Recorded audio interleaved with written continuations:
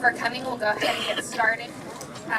Good afternoon, everybody. For those of you who don't know me, my name is Natalie Peterson, and I am the assistant to the city manager. I have had the honor of working with the African American Reunification Committee on bringing this park renaming to life. I think it's only fitting that this area is named after Dr. King, as the plaza behind us and to the side is also named after him. So with that, I would like to introduce Mayor Robert McConnell to say a few words and read the proclamation. Thank you.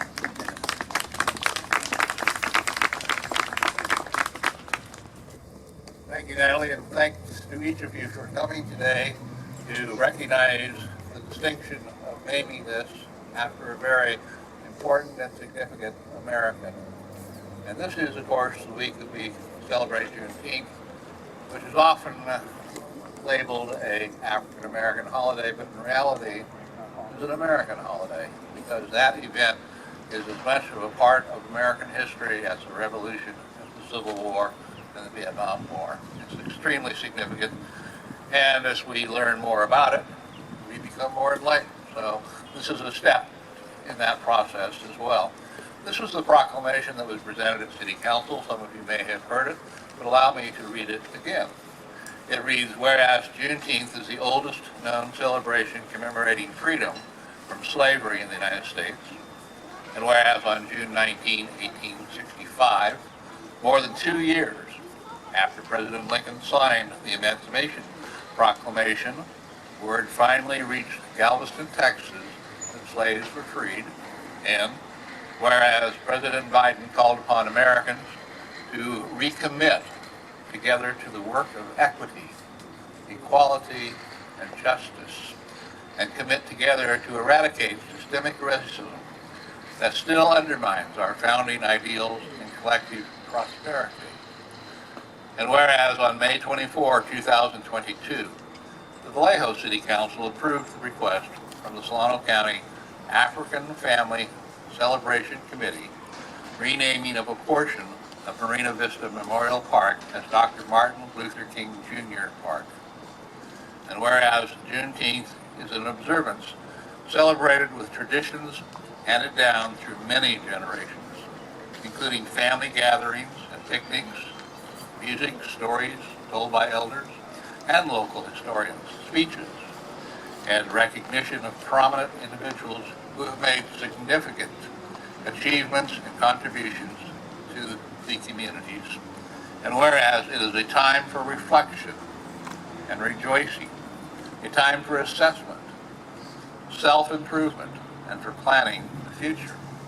And whereas residents are encouraged to join together in celebration of freedom, family, and community by embodying a spirit of peace, respect, and brotherly love, and to honor and salute our city's rich cultural legacy and diversity. Now, therefore, it is proclaimed that Robert McConnell, Mayor of the City of Vallejo, and the entire Vallejo City Council, and each of them, declare the week of June 19, 2023 as Juneteenth week in the City of Vallejo, and urge all citizens to commit to redirecting ourselves to the ongoing work of guaranteeing liberty and equal rights to all Americans. So this is to commemorate that dedication, and every day we look at it should be a reminder that freedom doesn't just happen. We have to make it happen. And it requires a dedication from each of us and the ability to speak out to make that happen, because if we remain silent, then not good things will take place. So thank you for being here, and we'll proceed with this ceremony. Okay? Thank you. Thank you.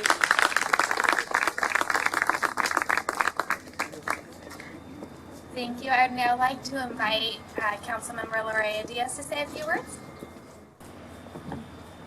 Good morning, everyone.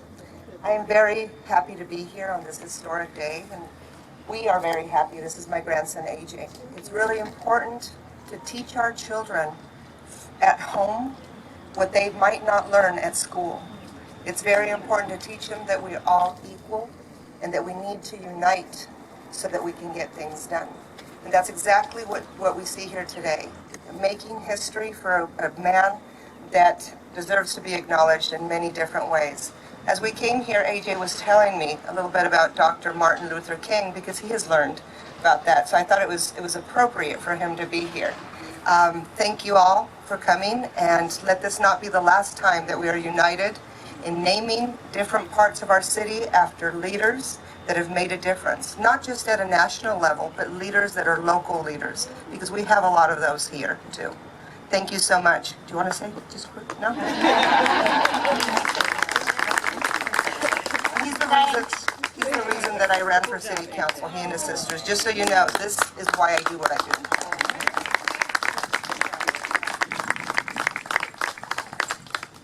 Thank you, Councilmember, and thank you, AJ, for being here on your summer vacation. I would now like to invite Councilmember Matula to say a few words.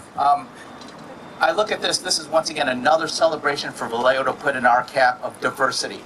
Starting out from May for Cinco de Mayo, going up to Juneteenth, coming through Philippine Independence Day, LGBTQIA, and celebrating Women's Month. This is another culmination of the diversity that we as Vallejoans should be celebrating. And so I encourage all of us to shout from the rooftops, once again, the diversity that we all share, and look at the crowd around us. It's not just an African-American celebration here. This is a celebration from all cultures, from all races, from all colors, for us to celebrate here in Vallejo. So let's continue to shout the positivity that we as Vallejoans echo throughout the whole nation, and let's wear that feather in our cap of being the most diverse city in the whole nation. Thank you all.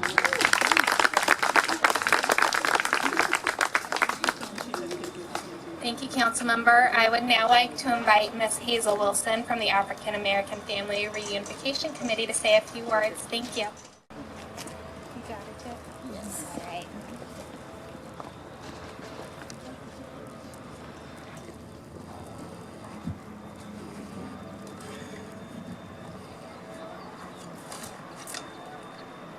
Good afternoon. I am Hazel Wilson. It is my extreme pleasure today to represent the African American Family Reunion Committee. On behalf of Ms. Gwendolyn White, Chair of the African American Family Reunion Committee, and the committee members, the committee extends great appreciation to the City of Vallejo for recognizing the importance of naming and providing visible new signage for this beautiful park to honor Reverend Dr. Martin Luther King Jr. It is significant that this recognition and celebration is held immediately following the federal and state holiday, Juneteenth. We are extremely appreciative of the hard work of the city manager's office and Ms. Natalie Peterson to ensure that this day has come. Reverend Dr. Martin Luther King Jr.'s role in the civil rights movement must not be forgotten and must be applied today as we struggle with extreme violence and other social conditions, inequalities, and injustices that plague our city and nation today. On February 4th, 1968, at the Ebenezer Baptist Church in Atlanta, Georgia, in speaking about how he wished to be remembered after his death, Dr. King stated the following: I'd like somebody to mention that day that Martin Luther King Jr. tried to give his life serving others. I'd like for somebody to say that day that Martin Luther King Jr. tried to love somebody. I want you to be able to say that day that I did try to feed the hungry. I want you to be able to say that day that I did try in my life to clothe those who were naked.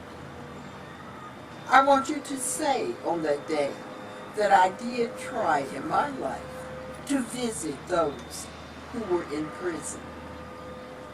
And I want you to say that I tried to love and serve humanity. Yes, if you want to say that I was a drum major, say that I was a drum major for justice. Say that I was a drum major for peace.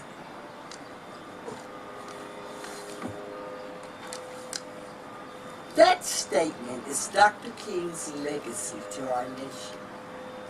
Let's ensure that this park is used to uplift the community of Vallejo in remembrance of Reverend Dr. Martin Luther King Jr. by ensuring that there are positive, peaceful gatherings and events for families, friends, and the community, and that these gatherings serve the entire community and all citizens of Vallejo.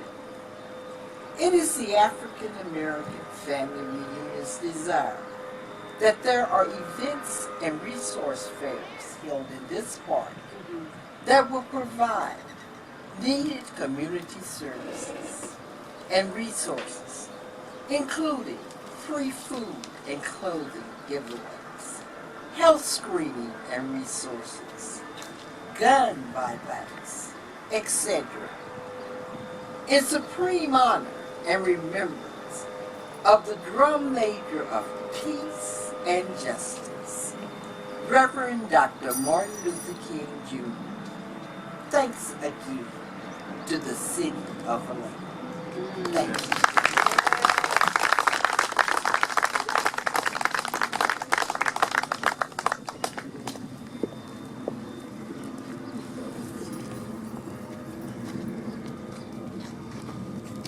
Thank you, Ms. Wilson, for those words and the reminder of what Dr. King stood for and why we're all here today. I would like to now introduce Dr. Genea Brice, Vallejo's first poet laureate, for a reading.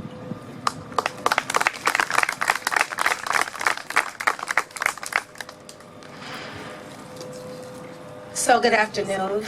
My name is Dr. Genea Brice, and yes, I was proclaimed the first poet laureate of the city of Vallejo, my beloved city, from 2015 to 2017. It is my high honor to share this historic day with all of you. I am humbled to join the Vallejo City Council, the African American Family Reunion Committee, elected officials, dignitaries, community members, angels, and this assembly for the singular purpose of celebrating and honoring perhaps the greatest civil rights leader of our time, the Reverend Dr. Martin Luther King Jr., and the fact that we have made a place for his memory, his work, and his name in our city. We are here because the AAFRC, sponsor of Vallejo's annual Juneteenth celebration, requested and received unanimous approval from the City Council to name this space Martin Luther King Jr. Park. It's been a long time coming, and I'm just glad we're here, aren't you? Yes. We should clap or something right there. That was good. When we remember people, it is because they have left an impression on us. They have somehow made us better. They moved us. And just what was it about Dr. King that so moved us? Was it the March on Washington in 1963?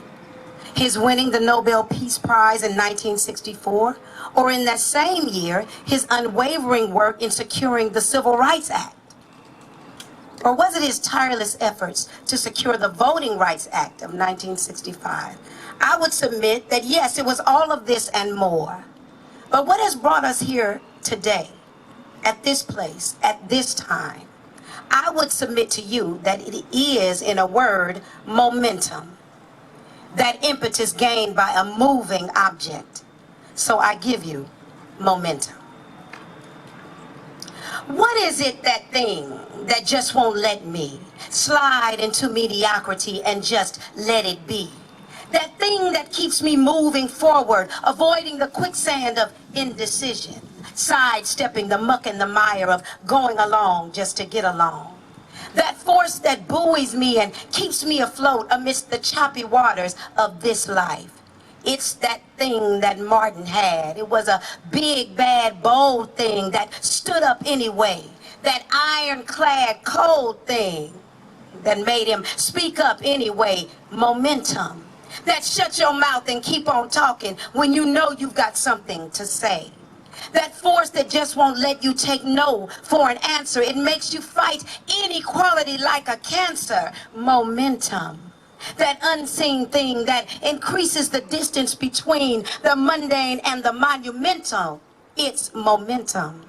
It gathers in the soul like a great storm out on the ocean, picking up speed and gaining strength from the cold air of racism and the warm air of intestinal fortitude, churning and rolling like a mighty yes in a room full of no's. It's momentum, I tell you.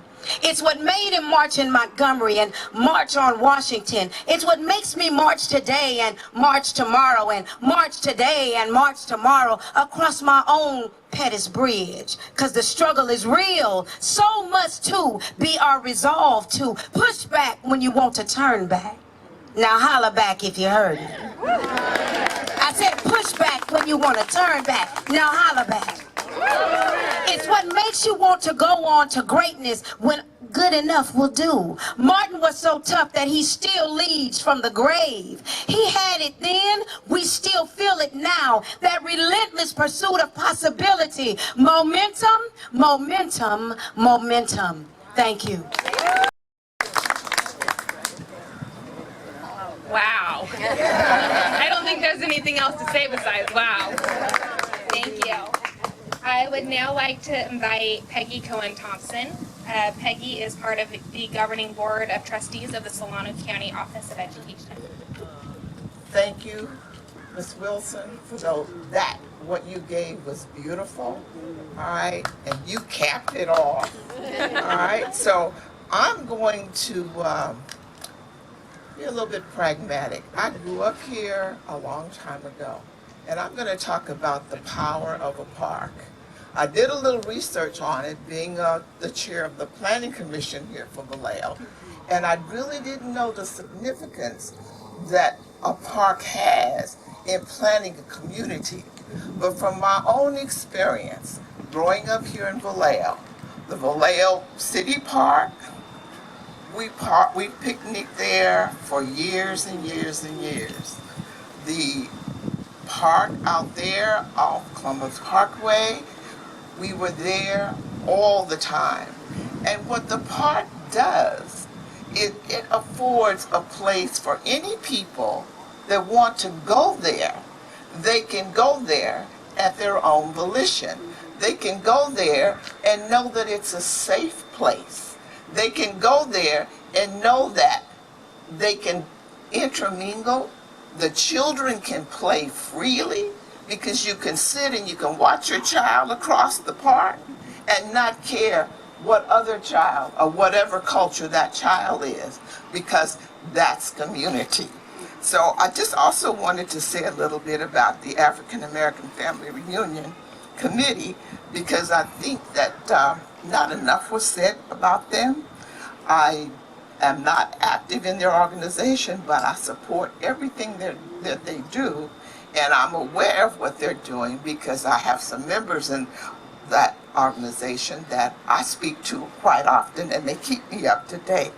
But I just want to put this out in the community about the organization.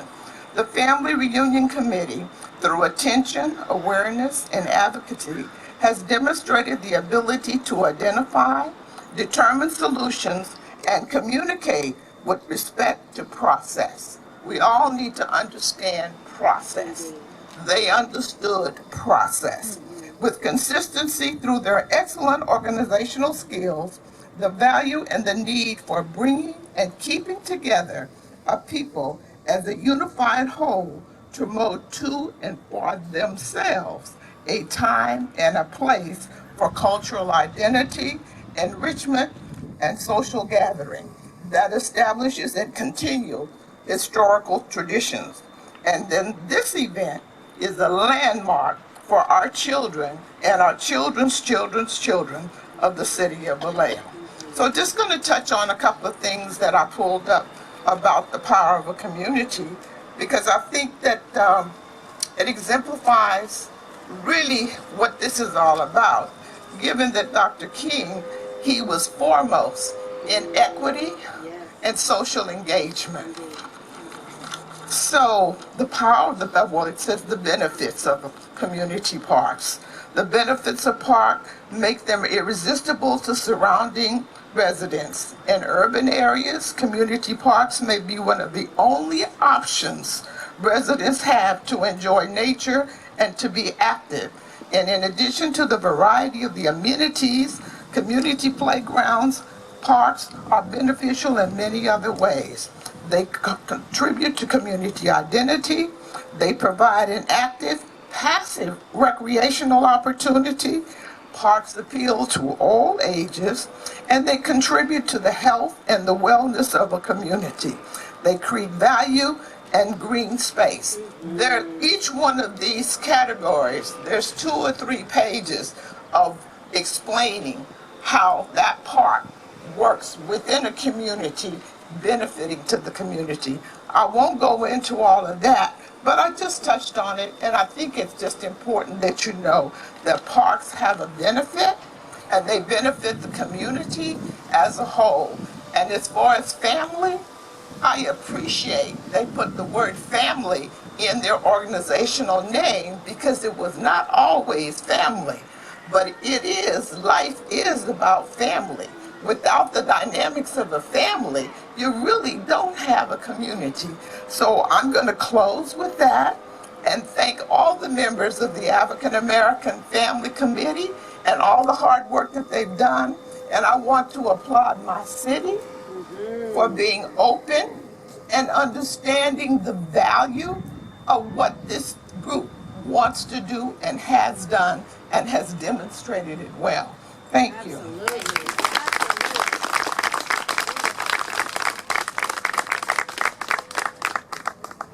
I would like to invite Rev Danny Jefferson, the president of the Alpha Phi Alpha Fraternity, Inc., Kappa Omicron Lambda Chapter.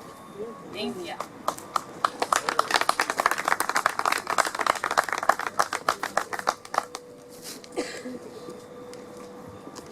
Ask that my brothers come and stand with me today.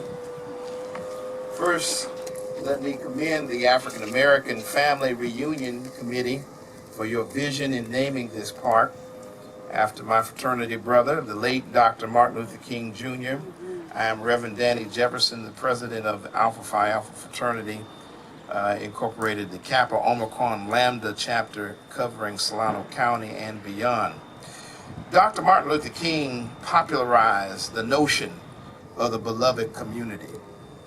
He envisioned the beloved community as a society based on justice, equal opportunity, and love for one's fellow human beings. As explained by the King Center, that's the memorial institution founded by Dr. Coretta Scott King to further the goals of Dr. Martin Luther King, she says, or it says, quote, Dr. King's beloved community is a global vision in which all people can share in the wealth of the earth. In the beloved community, poverty, hunger, and homelessness will not be tolerated because international standards of human decency will not allow it. Racism and all forms of discrimination, bigotry, and prejudice will be replaced by an all-inclusive spirit of sisterhood and brotherhood, close quote. The question this afternoon is, how is Dr. King's beloved community a prescription for a healthy society? When we look all around us today, as we dedicate this park, and we are encompassed with homeless camps and blatant poverty, fundamental to the concept of the beloved community is inclusiveness, both economic and social. The notion that all can share in Earth's bounty describes a society which the social product is shared for more equally than it is today. The beloved community also describes a society in which all are embraced and none are discriminated against. Economic and social justice are the twin pillars supporting the beloved community. These twin pillars are also necessary for a healthy society. As we dedicate this park in the memory of a man whose life was about the creation of the existence of the beloved community, let us as community leaders from both private and public sectors unite for the cause of advancing economic and social justice for the least of these who are visibly suffering on our streets. Thank you.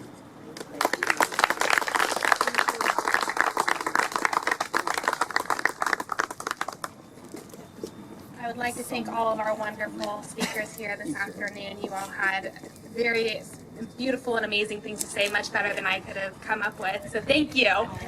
I would now like to invite the committee as well as our elected officials to come up and let's unveil this sign, you guys.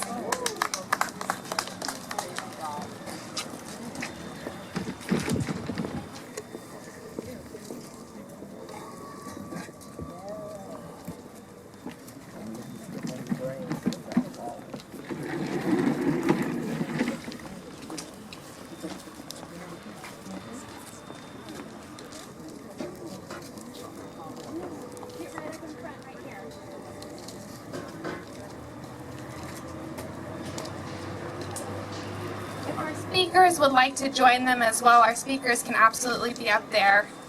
Thank you. 3, let's go ahead and pull it back. Ready?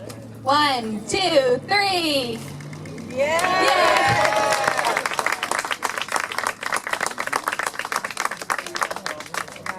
Thank you all so much. That does conclude our program, and if you'd like to stay and take photos, I am going to walk down to the far end. There is a slightly larger sign down there for everybody to see as well.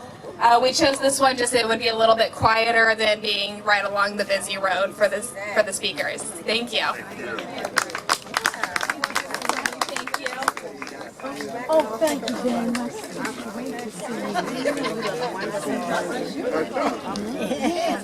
It turned out trying to get the Mercedes moved. They give you a struggle. Look, if Miss Hazel knew that was her car, she didn't say nothing.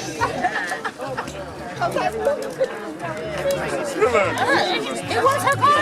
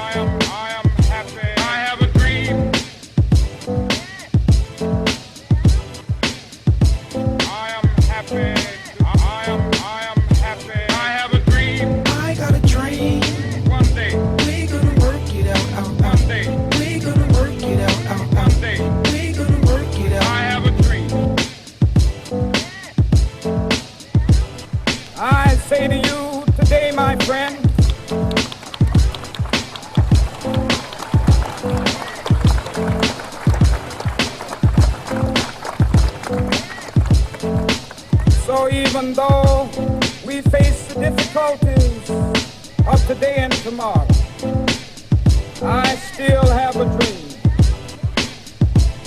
It is a dream deeply rooted in the American dream. I have a dream. I have a dream that one day this nation will rise up, live out the true meaning of its creed. We hold these truths to be self-evident, that all men are created equal.